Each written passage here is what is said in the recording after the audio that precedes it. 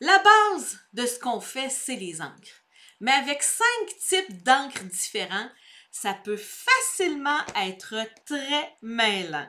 Mon nom est Nancy Gauthier, ça fait 17 ans que je donne des ateliers de scrapbooking et aujourd'hui, on démystifie les encres. Alors, leur utilité, leur association avec d'autres produits, leur façon de nettoyer, je fais le tour des encres Stampin' Up!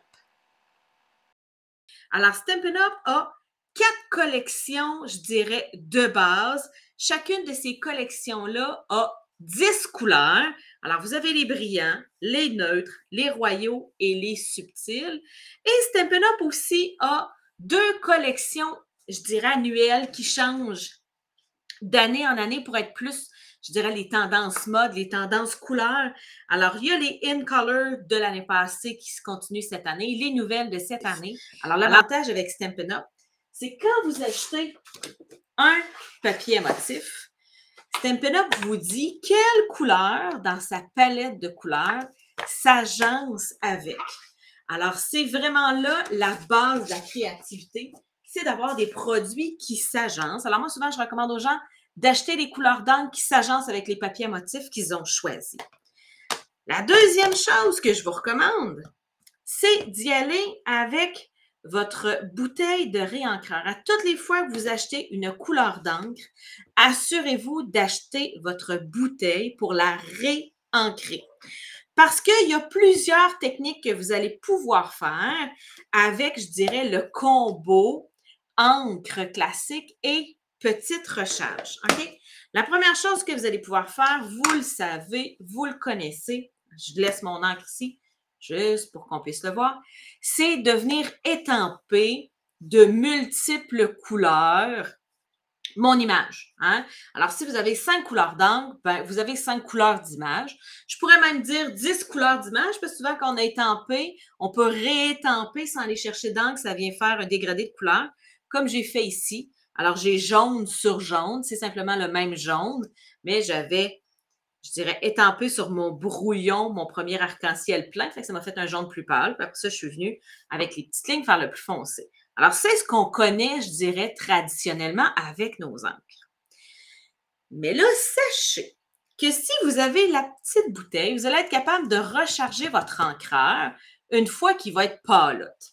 Vous allez l'utiliser surtout quand vous allez venir utiliser les brosses à étampage. Je le sais, là, je vois venir les petits cœurs, les thumbs up. C'est vraiment une de mes techniques préférées. Si vous allez sur ma chaîne YouTube, alors si vous allez sur YouTube ou vous allez simplement sur nancygauthier.com dans mes projets créatifs, vous allez voir que j'utilise énormément ces brosses à étampage-là. Mais il faut que votre encreur soit très juteux. Et pour le réancrer, ça va vous prendre votre petite bouteille. Même chose si vous voulez venir utiliser les doigts camoufleurs, ça va vous prendre un encreur très, très, très ancré. Ensuite, si vous avez envie de venir faire des dégradés de couleurs, colorer une image en donnant des dégradés, un peu comme on voit ici, ben, ça va vous prendre des encres et des marqueurs. Alors, vous allez pouvoir venir chercher votre encre dans le fond de votre panier ici ou venir mettre une petite goutte de réencreur pour être capable d'aller chercher votre couleur. Ça va s'utiliser avec les crayons estampes et les crayons d'aquarelle. Alors, les bases d'encre, c'est vraiment la palette de couleurs classiques de Stampin' Up! Et là, deuxième sorte d'encre que vous allez connaître beaucoup, c'est la Memento. Alors, la Memento, c'est l'encre noire multi-usage. Alors, c'est l'encre la plus facile à utiliser. Si vous avez besoin d'un encre noire pour simplement étamper un vœu, c'est l'encre que je vous recommande. C'est aussi l'encre qu'on va venir utiliser pour venir colorer avec les Stampin' Blends. Alors, vous savez, les beaux marqueurs qui viennent faire des dégradés de couleurs hyper facilement. Ensuite, on a une deuxième encre noire qui, elle, permet de faire des choses un peu plus spécialisées. Alors, le STAZON, c'est une encre indélébile. Et c'est une encre qui colle sur tout. Alors, si vous choisissiez d'étamper sur du métal, du plastique, du verre, du miroir, eh bien, ça va être avec cette encre-là que vous allez pouvoir étamper. Elle sèche très, très rapidement, mais son défaut, c'est qu'elle est dure à nettoyer sur nos étampes. Alors, il y a un nettoyeur spécial qui s'appelle un nettoyant à Stazone. Ce Stazone-là va venir vous permettre de venir colorer avec tous les autres médiums de colorisation de Stampin' Up. Ce qui veut dire que vous allez pouvoir venir colorer une image étampée avec vos Stampin' Write. Ça veut dire que c'est cette encre-là qu'on va venir utiliser pour venir colorer, quand on vient chercher de l'encre dans nos encres classiques avec un pinceau d'aquarelle ou des crayons estampes, c'est cette encre noire-là qui va empêcher le noir de se délaver. Voyez-vous ici, le noir, il est très franc. Le noir ici, il est très franc, il n'y a pas de délavé. C'est le Stazone qui vous permet de venir faire ces looks-là où vous n'aurez rien de délavé.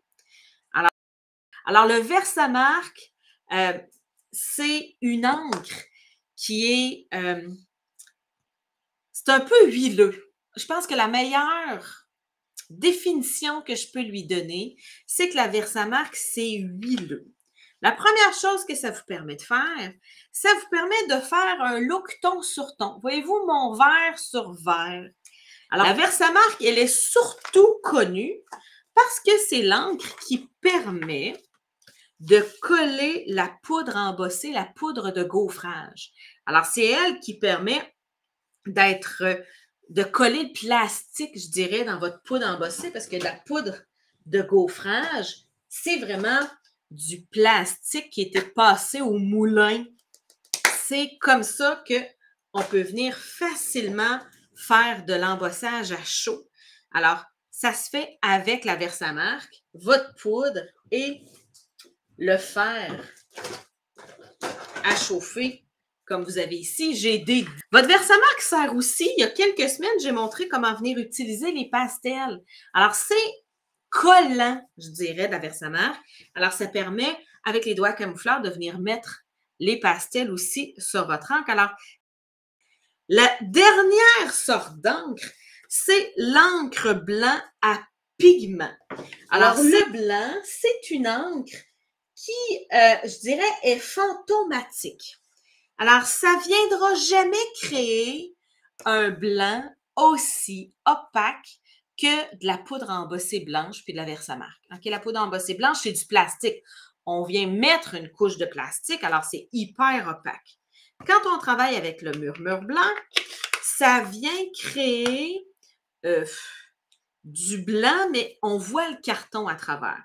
Comme le Versamark, c'est une encre qui est très épaisse, que je vais venir distribuer comme ça.